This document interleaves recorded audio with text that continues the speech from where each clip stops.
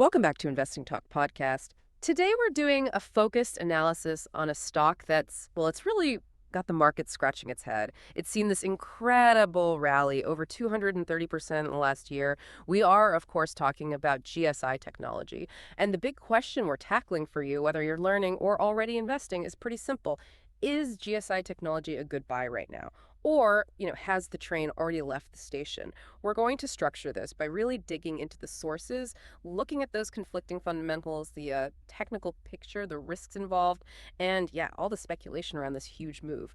Before we get into all that, if you find this breakdown useful, please do subscribe, like us, and maybe drop a comment below. It helps us know what's working. And really important, if there's a specific company you want us to look into next time, definitely let us know in the comments. We really do read them. Yeah, that 230% number is just wow.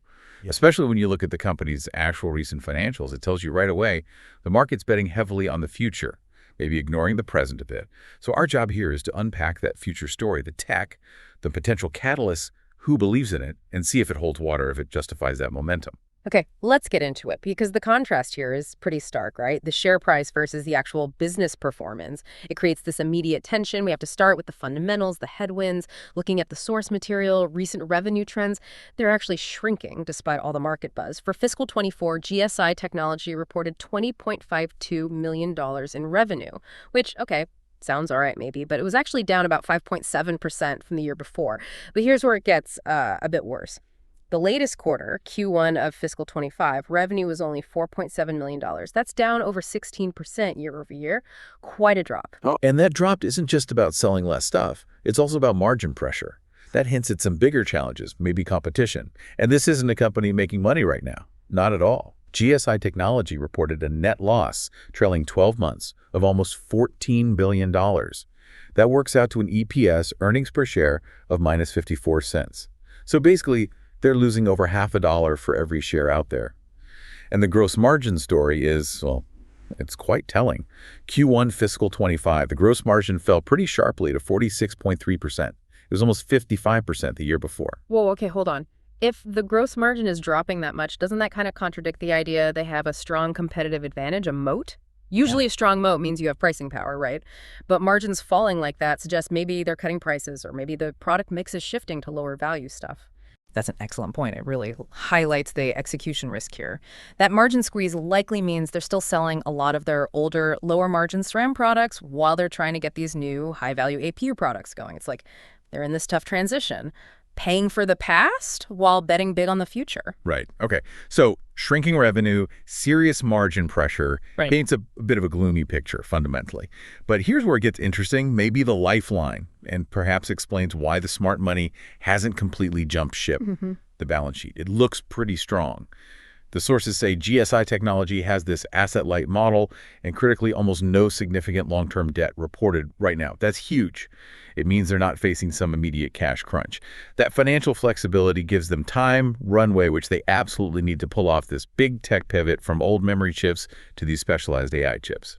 And you can see the market's belief in that pivot by looking at who actually owns the stock. When you check the ownership data, you see pretty strong conviction, both inside and outside the company. Insiders, the execs, the board, they own a hefty 18.39% of the shares. For a small cap company, that's a really big chunk. It shows they've got serious skin in the game, their interests are aligned with long-term shareholders, and then you have institutions, the funds, the asset managers, owning about 14.5%. They aren't buying because of that negative EPS. They're buying the story, the tech narrative. Okay, that leads us perfectly into the next bit, because if the current numbers are, frankly, not great, then that 230% rally has got to be about the future promise of their technology. Let's talk about that competitive moat and the growth drivers. The key difference maker seems to be their associative processing unit products, the APUs.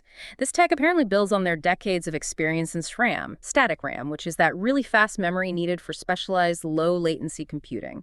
So this isn't just another processor chip, it's unique IP. Right. And maybe for context for you listening, most chips, like your standard CPUs or GPUs, they're built for general tasks or handling huge amounts of data in parallel. GSI's tech, using SRAM differently, creates more of a specialized accelerator. Think of it less like a general library and more like a super fast, highly indexed search tool, specifically for finding patterns or similarities in huge data sets really quickly. This special design cuts down on the lag time, the latency that other processors have. That makes it ideal for real-time, critical applications where speed matters immensely. And this is where it gets really interesting, right? This specialized APU isn't trying to compete everywhere. It's aimed at these very specific, high-growth niche markets that need that kind of speed. Exactly. We're talking things like real-time computer vision for, say, autonomous vehicles, complex pattern matching for drug discovery, high-speed cybersecurity threat detection, and also advanced AI similarity searches, the kind of thing behind recommendation engines or even large language models. They also have a foothold in mission-critical areas, specifically aerospace and defense, which always demand high reliability and that low latency. So this focus on high-value, specialized niches, that's where the strong, if narrow, competitive moat idea comes from in the sources. It's not about selling millions of chips. It's about unique performance in key areas. And we've actually seen some recent signs that this tech focus is translating into real momentum, which is definitely feeding into the stock price excitement. Just back in August 2025, the company apparently announced improvements to its Gemini APU architecture, specifically targeting AI inference tasks. That's hitting the AI buzzword right on the head. Then, even more recently, just this past October or so, right now on our timeline, they publicly announced a new design win, a major North American data center partner.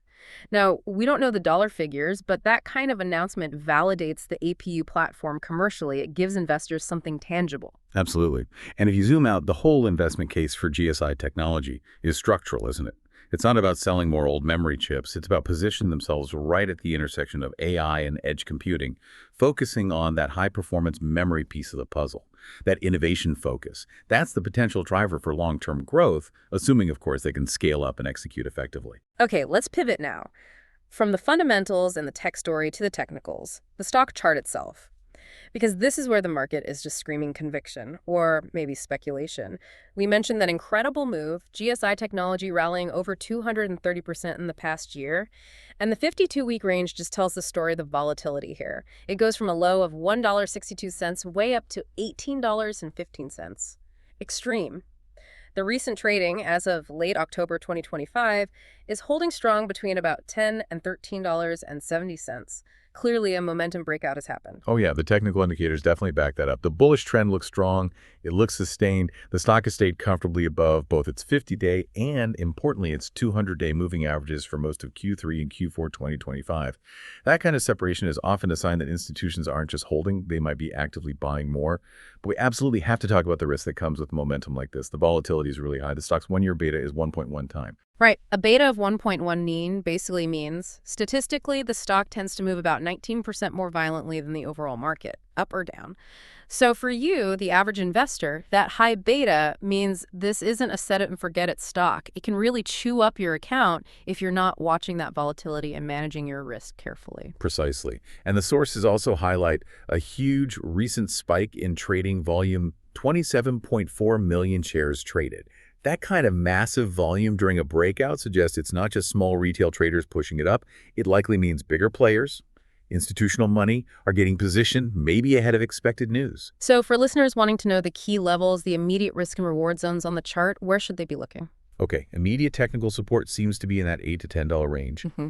That's an area where the stock consolidated before, so you'd expect buyers to potentially show up there if there's a pullback on maybe disappointing news. Resistance, well, it's that big $18 to 52-week high. If they can break through that, especially on some confirmed positive news, then you're kind of in blue sky territory, technically speaking. Price discovery time. All right, now catalysts, because technical momentum is great, but it usually needs fuel from fundamental news to keep going. What's coming up? The market is definitely waiting on a couple of key dates here. Probably the most critical event is the upcoming earnings call. That's set for October 30th, 2025. And then the official Q3 earnings release on November 7th. Everyone's watching this as a potential turning point. Will we finally see revenue stabilize or, better yet, accelerate? And what will they say about future guidance, especially related to the APUs? Beyond earnings, other potential triggers could be, announcements about new APU partnerships. Or, given that unique tech portfolio, maybe some concrete M&A talk, acquisition rumors becoming more solid. And speaking of rumors and speculation, we have to touch on the buzz that's driving a lot of the retail interest here. The sources mention financial forums are just humming with unconfirmed stuff, and you can't really ignore it entirely because rumors do move volatile stocks like this.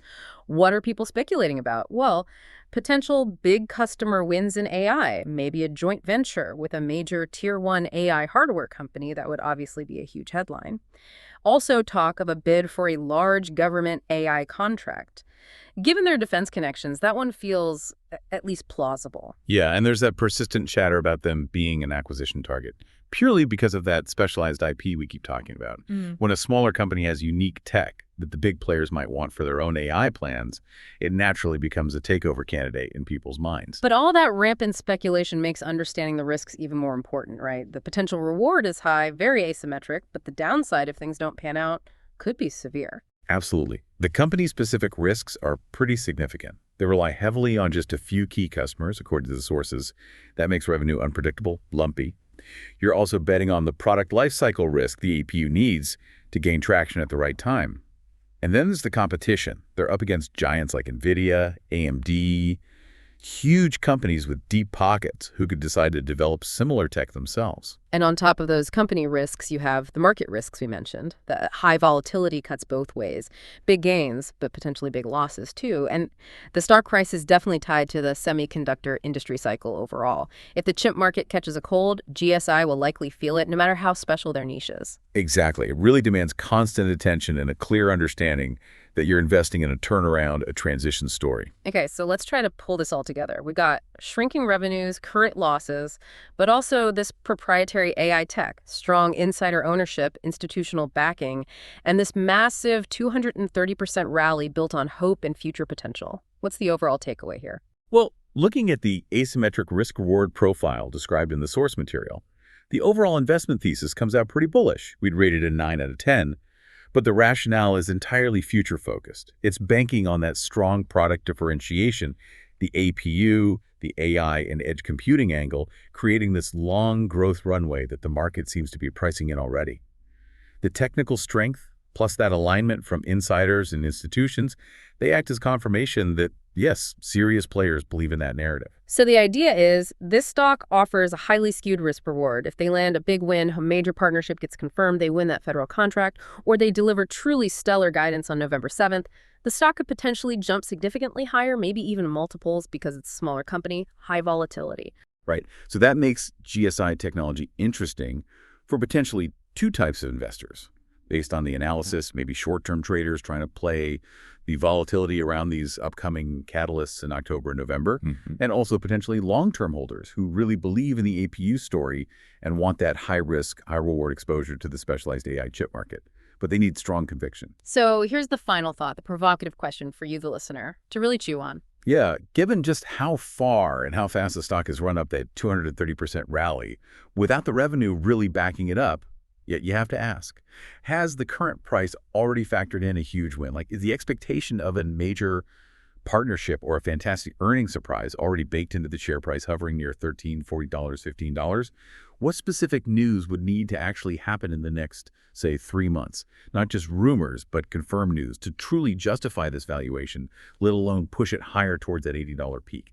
That's the critical puzzle you need to keep watching. That's a really crucial point. If it's already priced for perfection, any slight disappointment could hit hard.